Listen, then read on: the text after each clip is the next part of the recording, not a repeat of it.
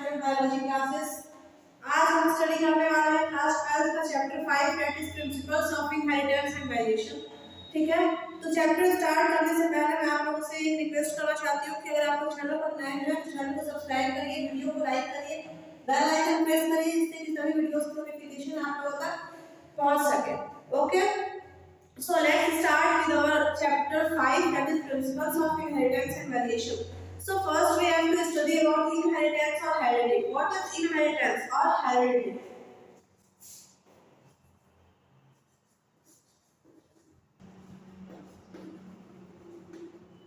Inheritance or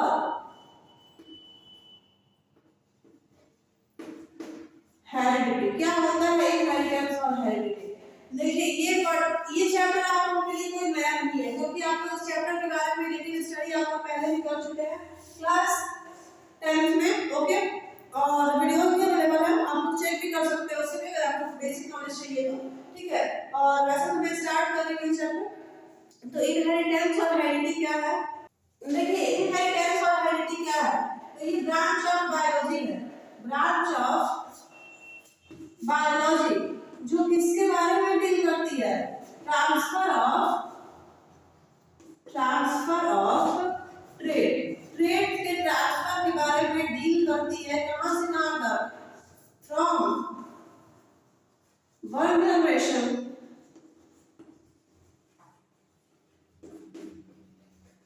to another. ठीक है, इस प्रोसेस को हम कहते हैं या फिर इस ब्रांच ऑफ बायोलॉजी को हम कहते हैं इनहेरिटेंस और हेरिडिटी। ठीक है, डेफिनेशन क्या होता है? हम बात करें जेनेटिक्स की, एक वर्ड यूज होता है जेनेटिक्स। तो जेनेटिक्स की डेफिनेशन क्या होती है? जो भी चीजें जीन से आई हैं, सिंपल सी बात है। देखिए सबसे पहले जेनेटिक्स वर्ड को कॉइन किया था बार्टसन साइंटिस्ट ने। ठीक है, कॉइन बाय बार्टसन साइंटिस्ट ने इस टर्म को कॉइन किया था कब? 1905 में। ये ब्रांच ऑफ बायोलॉजी डील करती है बायोलॉजिकल सिमिलरिटीज के बारे में, बायोलॉजिकल सिमिलरिटीज के बारे में। देखिए हम लोग के अंदर जो भी कैरेक्टर आए हैं कहां से आए हैं? हमारे पेरेंट्स से आए हैं। ठीक है, देखिए कैरेक्टर्स का दो तरीके से होता है, एक तो जेनेटिकली भी आता है और दूसरा इनहेरिटेंटली भी आता है। तो जैसे कि कैरेक्टर्स इन सेंस ये कि हमें क्या अच्छा लगता है या फिर हमें किस चीज में हम अच्छे हैं, ये चीज सेलेक्ट करें। हम कैसे दिखते हैं, हाइट क्या है, ठीक है, और कलर क्या है, आई कलर क्या है, ईयर लुक्स कैसे हैं, ये सब, हेयर कलर, ये सब किसमें आता है? जेनेटिकल कैरेक्टर्स होते हैं।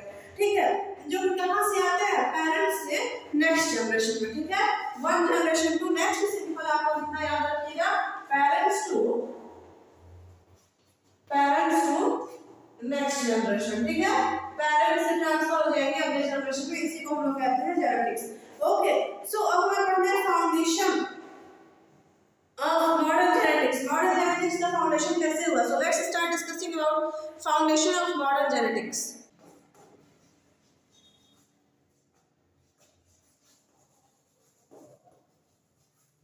फाउंडेशन ऑफ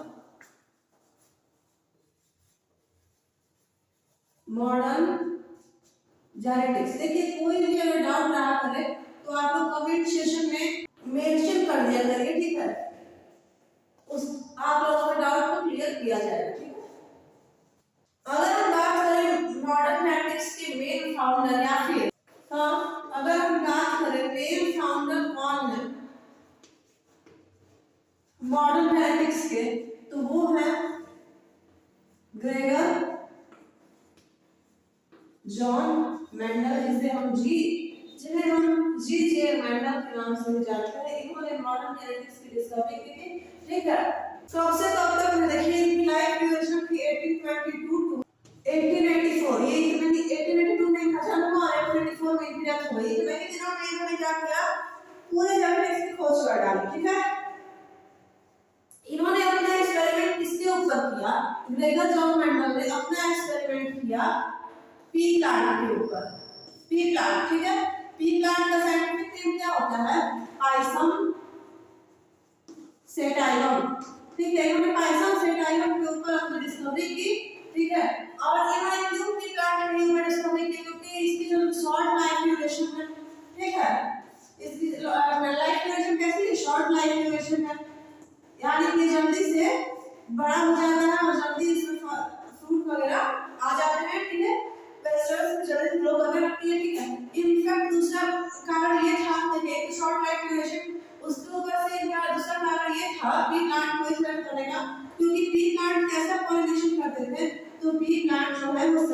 पॉलिनेशन करते हैं, ठीक है। इसकी वजह से इन्होंने किसको सेलेक्ट किया था, ट्री प्लांट को ही सेलेक्ट किया था, ठीक है। और इनका जो एक्सपेरिमेंट था वो फाइनली पब्लिश हुआ था। देखिए इनका एक्सपेरिमेंट फाइनली पब्लिश हो गया था 1866 में, ठीक है, जिसमें इनकी एक बुक थी, उस मतलब एक मैगजीन में इनका ये पूरा एक्सपेरिमेंट क्या हुआ था, पब्लिश हुआ था, जिस मैगजीन का नाम था annual proceeding of the natural history society of brain, ठीक है। देखिए आप थोड़ा इस चीज को नोटिस करिएगा, मैंने नेम को नीचे से ऊपर तक ले गया है, annual proceeding of the natural history society of brain, okay. ये मैगजीन थी जिसमें पूरी की पूरी एक्सपेरिमेंट को क्या किया गया, पब्लिश किया गया, ओके। इतना समझ में आया आप लोगों को? चलिए इसके आगे की कहानी हम समझ लेते हैं। इसके बाद क्या हुआ, इसके बाद देखिए इन्होंने 1866 में लेकर गवर्नमेंट ने 1866 में अपनी डिस्कवरी कंप्लीट की, इसे इन्होंने पब्लिश भी करवा दिया मैगजीन में, लेकिन फिर भी इनकी डिस्कवरी को रीडिस्कवरी करने आए 1900 में, ठीक है। 3 साइंटिस्ट आए, एक दो नहीं बल्कि 3 साइंटिस्ट आए इनकी भी डिस्कवरी को फिर से डिस्कवर करने के लिए, रीडिस्कवरी करने के लिए 3 साइंटिस्ट आए, ठीक है। क्या काम के लिए, रीडिस्कवरी करने के लिए, किसकी, rediscovery of Mendel's discovery, Mendel की डिस्कवरी को रीडिस्कवरी करने के लिए 1900 में 3 साइंटिस्ट आए, ठीक है। सबसे पहले है कार्ल कैरेंस, सेकंड है ह्यूगो डी ब्रिस और थर्ड है एविन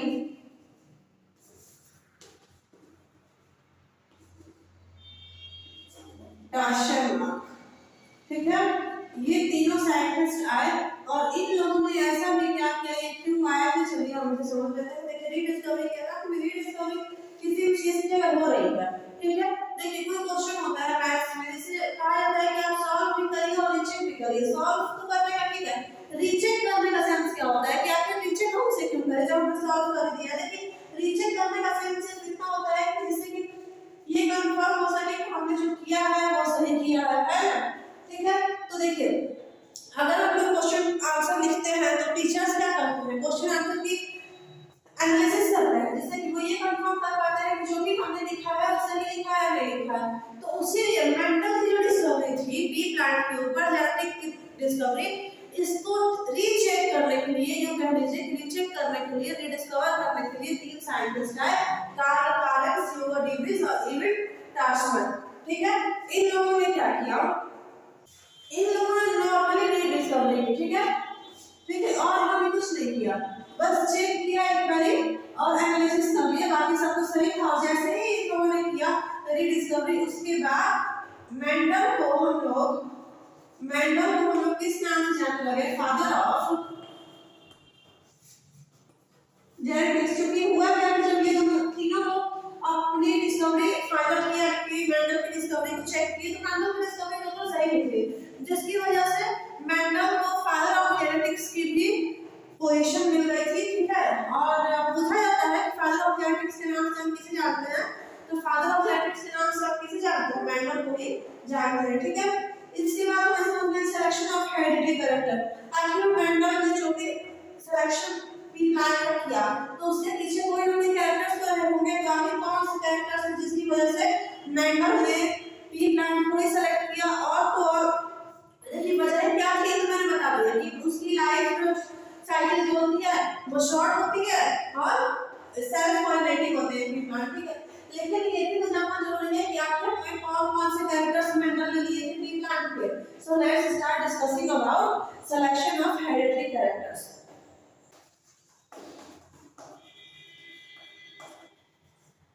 Selection of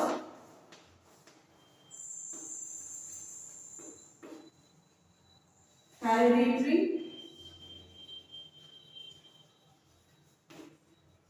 कैरेक्टर।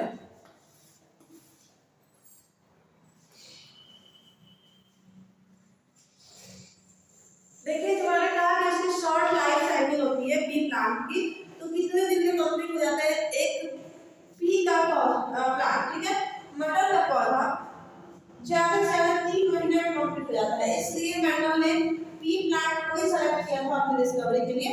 और ये सेल्फ पॉलिटिक होती है, इसको मैंने बताई थी, ठीक है, ये सेल्फ पॉलिटिक कर जाते हैं।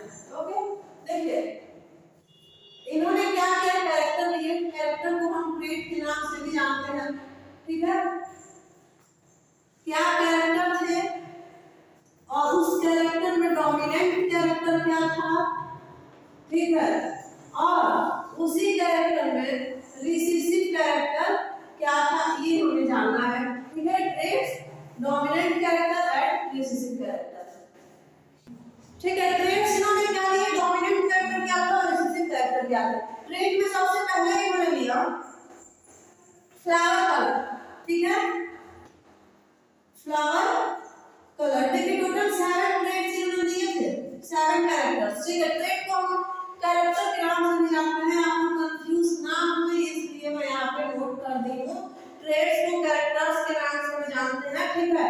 तो देखिए सबसे पहले इन्होंने लिया फ्लावर कलर, फ्लावर कलर में पर्पल जो था वो डोमिनेंट था। देखिए डोमिनेंट क्या होता है, रिसेसिव क्या होता है, ये सब कुछ मैंने क्लास 10 में स्टडी करा दिया है, ठीक है। अगर आप लोग क्लास 10 बढ़िया रहा है फिर तो आप लोगों को कोई कंफ्यूजन नहीं होगी, पर अगर क्लास 10 में आप लोगों को डाउट रहा है, क्लास 10 में आप लोग अच्छे से स्टडी नहीं किए हैं, तो फिर आप लोगों को एक बार जरूर मेरा क्लास 10 का वीडियो देखना चाहिए, जिसकी लिंक मैं डिस्क्रिप्शन में आप लोगों को मेंशन कर दूंगी, आप चेक कर लीजिएगा, ठीक है। देखिए डोमिनेंट देखकर फिर भी आप लोग सिर्फ हिंट कर देती हूँ। देखिए मान लीजिए कि हम व्हाइट कलर है, ठीक है, इसमें कौन सा कलर डाला जाए, पर्पल कलर डाला जाए, तो नहीं व्हाइट कलर दिखेगा या पर्पल कलर दिखेगा, सिंपल सा बात है, पर्पल कलर दिखेगा, व्हाइट कलर छुप जाएगा, जो कलर दिखेगा वो डोमिनेंट होता है और जो कलर छुप जाएगा वो रिसेसिव होता है, ठीक है। तो देखिए अगर हम फ्लावर कलर की बात करें, दो कलर के फ्लावर है, एक पर्पल और एक व्हाइट, जब आपस में क्रॉस करेंगे तो व्हाइट वाला कैरेक्टर तो छुप जाएगा, दिखेगा क्रॉस हम पर्पल वाले कैरेक्टर, ठीक है, तीसरी डोमिनेंट हो गया पर्पल और रिसेसिव हो गया व्हाइट। अगर हम बात करें पोजीशन ऑफ फ्लावर की, सेकंड है पोजीशन ऑफ फ्लावर, फ्लावर की पोजीशन कैसी थी, तो फ्लावर की पोजीशन इन्होंने लिया ऑक्सिलरी, ओके, और टर्मिनल, बताइए ऑक्सिलरी यानी कि एकदम एक्सिस पे कोई फ्लावर है और एकदम नीचे कोई फ्लावर है, ठीक है, एकदम बॉटम में कोई फ्लावर है और टॉप में फ्लावर है, तो बताइए कौन सा फ्लावर आप लोगों को इजीली दिखेगा, सिंपल सी बात है, टॉप वाला फ्लावर तो आप लोगों को इजीली दिखेगा, बॉटम वाला फ्लावर उसके आगे ढक जाएगा, है ना, क्योंकि और पत्ती होंगी इससे क्यों ढक जाएगा। थर्ड कैरेक्टर इन्होंने क्या लिया, height of stem, height of stem, stem की हाइट कैसी थी, तो एक लिया इन्होंने लॉन्ग और एक ले लिया वास्ट, ठीक है। देखिए फ्लावर का कलर समझ में आया, purple white, position of flower auxiliary terminal, और वही इन्होंने हाइट ऑफ स्टेम लिया लॉन्ग और वास्ट। बताइए अगर कोई एक ऐसा मटर का पौधा है जो कि थोड़ा लंबा है हाइट में, और कोई ऐसा है जो कि छोटा है, आप इंसानों में देख लीजिए जिसकी हाइट लंबी होती है, ठीक है, उसके आगे छोटी हाइट वाले क्या होते हैं, छिप जाते हैं, ठीक है। वैसे ही उन्हें हाइट ऑफ स्टेम लॉन्ग और ड्वार्फ वाले कैरेक्टर ले लिया कि जो ड्वार्फ करेगा वो रिसेसिव रहेगा यानी कि लॉन्ग वाले के आगे छिप जाएगा, ठीक है। फोर्थ लिया इन्होंने पॉड का कलर, पॉड कलर इन्होंने डोमिनेंट में लिया ग्रीन को और रिसेसिव में लिया येलो को। पॉड मतलब क्या होता है, पॉड मतलब होता है फली, ठीक है, यानी कि जो मटर की फली होती है उसके जो कि ये आपका शेप पूरा एक फली, ठीक है, ये क्या है, इसको इन्होंने लिया, ठीक है, इसे हम पॉड कहते हैं। और इन्होंने ये कहा कि ग्रीन कलर वाला जो है वो रिसेसिव है, सॉरी डोमिनेंट है, और येलो वाला रिसेसिव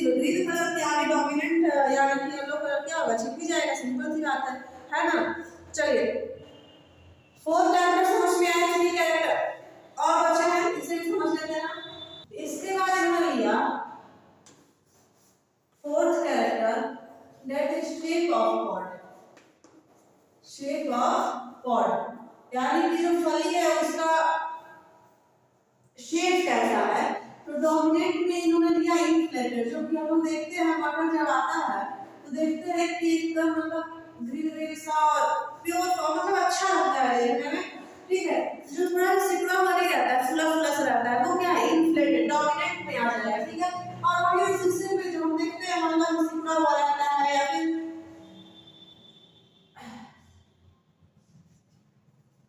या फिर हल्का सा कलर चेंज रहता है, ये तो मतलब बस सूखा सूखा सा लगता है, वो कंस्ट्रक्टिव में आ जाएगा, ठीक है। समझ में आया शेप ऑफ पॉड। इसके बाद हमने लिया शेप, टी शेप, 5 कैरेक्टर था, देखिए ये 5 था यहाँ पे शेप ऑफ पॉड, और 6 पे इन्होंने लिया पी शेप, पी का शेप, पी नहीं पी के सीड का शेप, ठीक है। यानी कि उसके जो अंदर के जो दाने रहते हैं मटर के दाने, उसका शेप कैसा था। तो देखिए एक था राउंड, जो इन्फ्लेटेड मटर रहेगी उसके अंदर का बीज भी कैसा रहेगा, उसके अंदर के दाने कैसे रहेंगे, राउंड रहेंगे। और दूसरा था वो था रिंग कट, ठीक है, यानी कि सिकुड़ा हुआ और मुरझाया हुआ सूखा हुआ मटर, ठीक है। सेवेंथ पे इन्होंने लिया कॉटिलेडन, कॉटिलेडन ये लास्ट कैरेक्टर था। कॉटिलेडन में इन्होंने लिया येलो और ग्रीन, ठीक है। येलो कलर ग्रीन कलर को छुपा दे रहा था, ठीक है। बताइए इनका क्लियर हुआ, selection of identity characters clear हुआ। अब हमें पढ़ना है terminology of genetics. So let's start discussing about terminology of genetics.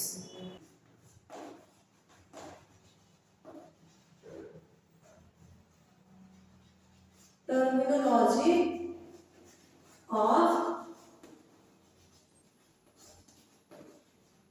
Genetics, genetics की टर्मिनोलॉजी क्या है। देखिए एक्सपेरिमेंट के टाइम पे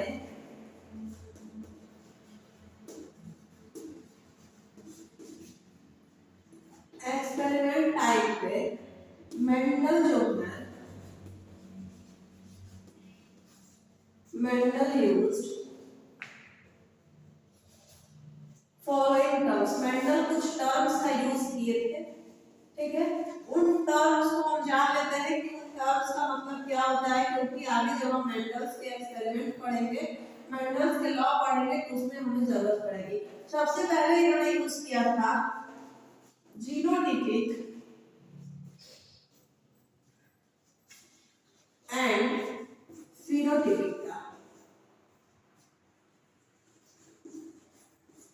कि जीनोटाइपिक क्या है और फिनोटाइपिक क्या है।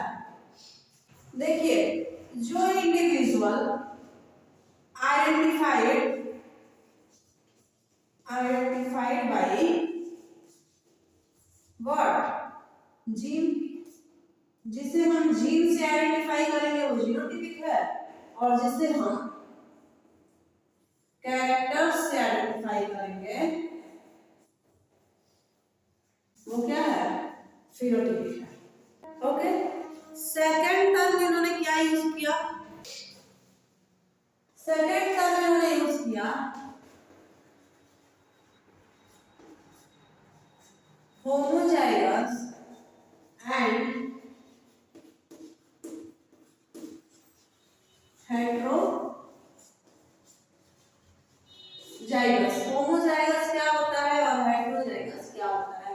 देखिए होमोजाइगस वो होगा जिसमें या तो ये आइदर डोमिनेंट या तो सिर्फ ये डोमिनेंट होगा, और या तो सिर्फ ये रिसेसिव होगा, ठीक है। उससे हम कहेंगे होमोजाइगस। और हेटेरोजाइगस की बात करें तो ये एग्जिस्ट करेगा, एग्जिस्ट इन डिफरेंट फॉर्म, ये डिफरेंट फॉर्म में एग्जिस्ट करेगा। एग्जांपल हो जाएगा जैसे कि होमोजाइगस का एग्जांपल अगर हम लेते हैं तो ओनली टॉल कैरेक्टर, या फिर ओनली ड्वार्फ कैरेक्टर। और हाइब्रिड जाएगा, जैसे एग्जांपल की बात करें तो टॉल प्लस ड्वार्फ को मिक्सचर कैरेक्टर हाइब्रिड है। ठीक है, समझ में आया इतना। अब थर्ड हमने लिया था डोमिनेंट और रिसेसिव। थर्ड कैरेक्टर की हमने बात की थी, दैट इज डोमिनेंट और रिसेसिव। कौन सा कैरेक्टर डोमिनेंट रहेगा, कौन सा कैरेक्टर रिसेसिव रहेगा, ये सब भी इन्होंने डिस्क्राइब किया। अगर हम बात करें डोमिनेंट कैरेक्टर की, ठीक है, तो देखिए डोमिनेंट कैरेक्टर की अगर हम बात करें तो डोमिनेंट कैरेक्टर जो होता है वो कैसा होता है, जो कि शो देयर, जो अपनी पहचान शो कर पाता है, शो देयर आइडेंटिटी। और वही अगर रिसेसिव कैरेक्टर की बात करें तो isn't able to show their identity, जो अपनी आइडेंटिटी शो करने में सक्षम नहीं हो, उसे हम कहेंगे रिसेसिव कैरेक्टर। ठीक है, फोर्थ है, फोर्थ पॉइंट भी हमने लिया था, फोर्थ भी टर्म था। ओके, फोर्थ था monohybrid and dihybrid cross. Monohybrid और डाइहाइब्रिड क्रॉस क्या होती है, ये इनका फोर्थ कैरेक्टर था। ठीक है, देखिए मोनोहाइब्रिड की बात करें तो इसमें कितने कैरेक्टर इन्वॉल्व होते हैं, one pair of contrasting character इसमें इन्वॉल्व होते हैं। ठीक है, एग्जाम्पल में क्या हो जाएगा, इन्वॉल्व। एग्जाम्पल में अगर हम बात करें तो हो जाएगा टॉल, ड्वार्फ यानी कैपिटल टी स्मॉल टी, हुआ क्रॉस क्या बना, कैपिटल टी स्मॉल टी बन के तैयार हो गया। और वहीं अगर हम बात करें डाइहाइब्रिड क्रॉस की, तो डाइहाइब्रिड क्रॉस में क्या होता है,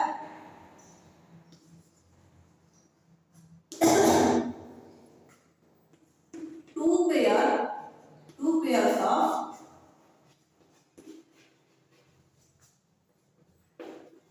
contrasting कैरेक्टर्स इन्वॉल्व। इसमें दो पेयर कॉन्ट्रास्टिंग कैरेक्टर इन्वॉल्व होते हैं। एग्जांपल की बात करें तो एग्जांपल हो जाएगा राउंड येलो और रिंकल्ड ग्रीन। ठीक है, राउंड यानी capital R, yellow capital Y, wrinkled की बात करते हैं small R, green capital small Y. ठीक है, जब ये क्रॉस करेगा तो क्या बनाएगा, capital R capital Y small Y. ठीक है, तो ये क्या है, डाई हाइब्रिड क्रॉस। ठीक है, तो आई होप आप लोगों को मोनो हाइब्रिड और डाई हाइब्रिड क्रॉस भी क्लियर हो गया होगा। ओके, फिफ्थ पॉइंट इन्होंने क्या लिया, फिफ्थ पॉइंट इन्होंने लिया एलिलोमार्फ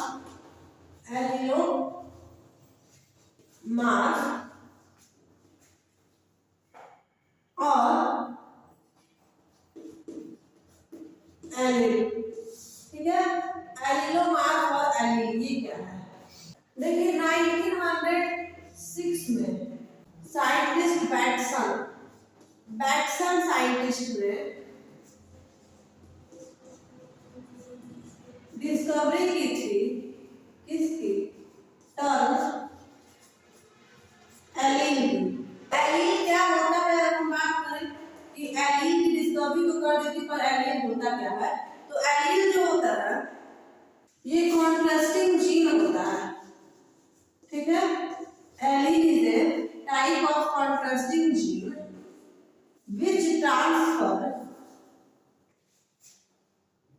which help in the transfer of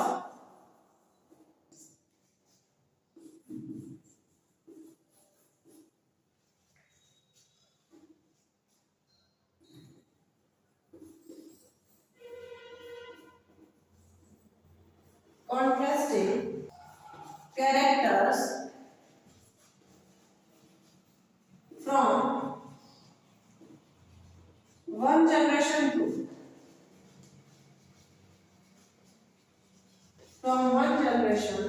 to another. Clear हो गया एलिल क्या है, ठीक है। अब 6 पॉइंट था, देखिए ये कुछ पॉइंट जैसे थे जिन्हें हमें जानना जरूरी है। बाय द वे अब हम लास्ट पॉइंट पे आ गए हैं, that is 6 point black back cross और टेस्ट क्रॉस। ओके 6 पॉइंट है बैक क्रॉस और टेस्ट क्रॉस। क्या होता है बैक क्रॉस और क्या होता है टेस्ट क्रॉस। देखिए जब F1 जनरेशन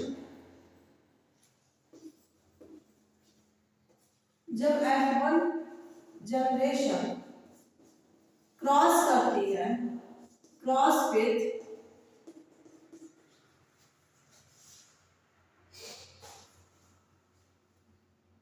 पेरेंटल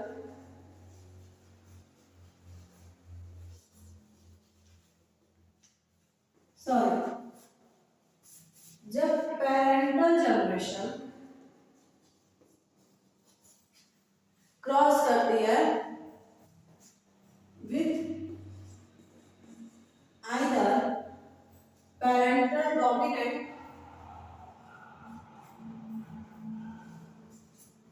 और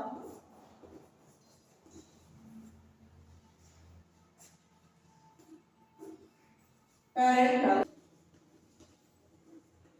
रिसेसिव, तो इसको हम क्या कहते हैं, इसको हम कहते हैं बैक क्रॉस। ठीक है एग्जांपल क्या हो जाएगा, इसका एग्जांपल हो जाएगा जैसे कि मान लीजिए कि ये पेरेंटल जनरेशन थी क्रॉस कर रही दूसरी पेरेंटल जनरेशन से, क्या बन गया कैपिटल बी स्मॉल टी। ठीक है तो ये क्या था पेरेंटल बैक क्रॉस। ओके अगर हम बात करें टेस्ट क्रॉस की, अगर जब F1 generation cross with either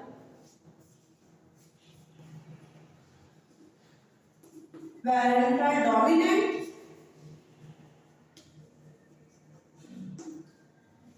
or with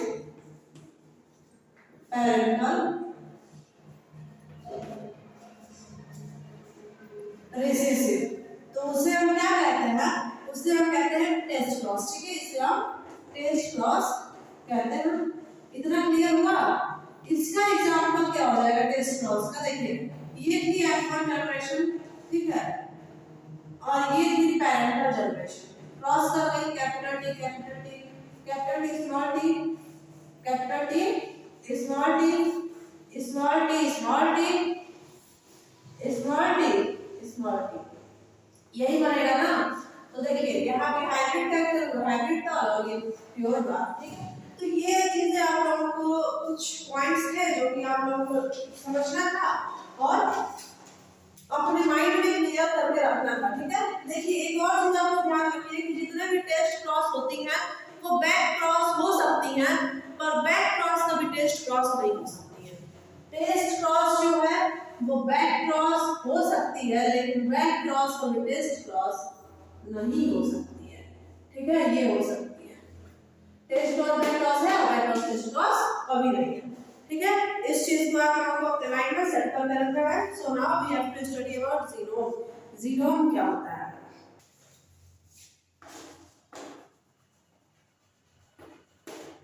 genome तो जीनोम क्या होता है, जीनोम जो होता है वो हैप्लॉइड सेट होता है, haploid set of chromosome. Chromosome के हैप्लॉइड सेट को हम कहते हैं जीनोम। और ये जीनोम जो होता है वो इनहेरिटेबल होता है, inheritable from one generation to another generation में इनहेरिट कर सकते हैं, ट्रांसफर हो सकते हैं। कौन सी लोग? अगर हम कुछ सिंबलाइजेशन की बात करें तो मेंडल्स ने कैसे कैसे सिंबलाइज किया था टर्म्स को, सिंबलाइजेशन। तो देखिए सबसे पहले अगर हम बात करें पी की, तो पी अगर हम बात करें पी1 की, तो पी1 मतलब पैरेंटल जनरेशन होगा। उसके बाद अगर हम बात करें F1 की, तो F1 मतलब होता है फर्स्ट फिलियल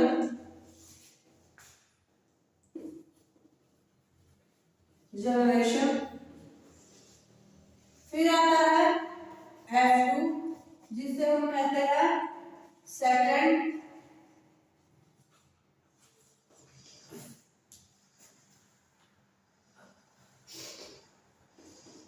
फिलियल जनरेशन। इसके बाद आता है T, T in the sense tall, और फिर आता है स्मॉल टी जिसे हम ड्वार्फ कहते हैं। इतना क्लियर हुआ, सिंबलाइजेशन क्लियर हुआ। अब देखिए हम समझ लेते हैं लॉ ऑफ मेंडल या फिर मेंडेलियन प्रिंसिपल। तो ठीक है, तो देखिए सबसे पहले आज हम सिर्फ इतना जान लेते हैं कि मेंडल के कितने लॉ थे, उनके क्या क्या नाम थे, उनको हम डिटेल स्टडी करेंगे अपने नेक्स्ट पार्ट में। ठीक है,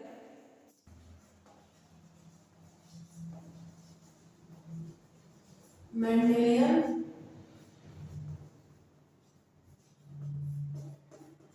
प्रिंसिपल क्या होता है, मेंडेलियन प्रिंसिपल। तो देखिए फाइनली एक्सपेरिमेंटल रिजल्ट और interpretation of Mendel experiment given in 3 principle. Okay, देखिए 3 लॉज थे। ठीक है, मेंडल प्रिंसिपल या फिर मेंडल लॉ आप कुछ भी कह सकते हैं। इनके 3 लॉ थे। ठीक है, कौन कौन से थे ये 3 लॉ, इनके हम नाम जान लेते हैं। ठीक है, पहला था लॉ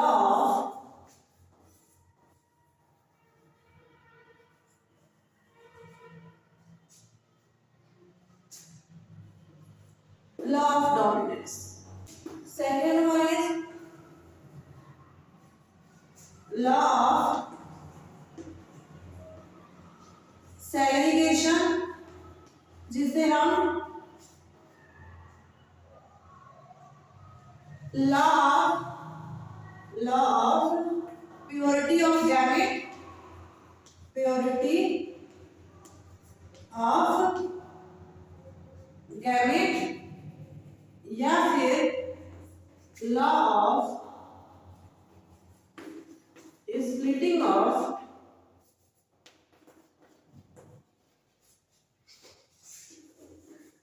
जीन के नाम से भी जानते हैं। ठीक है, थर्ड होता है लॉ ऑफ इंडिपेंडेंट असॉर्टमेंट। ये सब किसके लॉज थे बताइए, ये सब लॉज हैं मेंडल्स के। ठीक है, हमें अब क्या करना है आगे के टॉपिक्स में, हमें law of dominance, law of segregation और लॉ ऑफ इंडिपेंडेंट असॉर्टमेंट को, यही सबको हमें क्लियर करना है। उसके बाद ब्लड ग्रुप, पेडिग्री एनालिसिस, ये सब कुछ, सेंस डिटरमिनेशन, ये सब कुछ हमें अभी स्टडी करना है। ठीक है, जैसे कि कैसे मेल हेपेरिडी हो जाती है, फीमेल हेपेरिडी, linkage group, repulsion hypothesis, genetic variation. देखिए चैप्टर छोटा नहीं है, कोशिश यही रहेगी कि जो नेक्स्ट पार्ट है, नेक्स्ट पार्ट आपका अच्छा खासा टाइम गेन हो उसमें। ठीक है, क्योंकि ये पार्ट कुछ वजह से, कुछ इशू की वजह से थोड़ा छोटा है, पर कोशिश ये रहेगी कि हम नेक्स्ट पार्ट में ये चैप्टर कवर कर लें। ठीक है, या फिर चैप्टर का 90% तो कवर हो ही जाए। ठीक है, तो चलिए हम मिलते हैं नेक्स्ट पार्ट में। और हाँ, लास्ट में आप लोगों से यही कहना चाहूँगी कि चैनल को सब्सक्राइब करिए, वीडियो को लाइक करिए। ठीक है, और शेयर करिए जितना पॉसिबल क्लास 9 से 12 तक के सभी स्टूडेंट्स को। इनफैक्ट क्लास 12 वालों को 2025 की डेटशीट रिलीज हो चुकी है, जिसकी मैंने वीडियोस अपलोड भी की है बना करके उनके टाइम टेबल वाइज। ओके, तो आप लोग प्रिपरेशन स्टार्ट करिए, और कोई भी डाउट रहे कमेंट सेक्शन में मेंशन करिए। और आप लोग ये भी मेंशन करिए कि आप लोगों का प्री बोर्ड कब से स्टार्ट है। ठीक है। और अगर कोई भी आप लोगों को डाउट रहे प्री बोर्ड से रिगार्डिंग या फिर आप लोगों को practical examination regarding board examination regarding, आप लोग कमेंट सेक्शन में मेंशन कर दीजिएगा, मैं आप लोगों को उस डाउट को क्लियर कर दूंगी, ठीक है। तो ओके, फिर हम मिलते हैं नेक्स्ट पार्ट में। Thank you.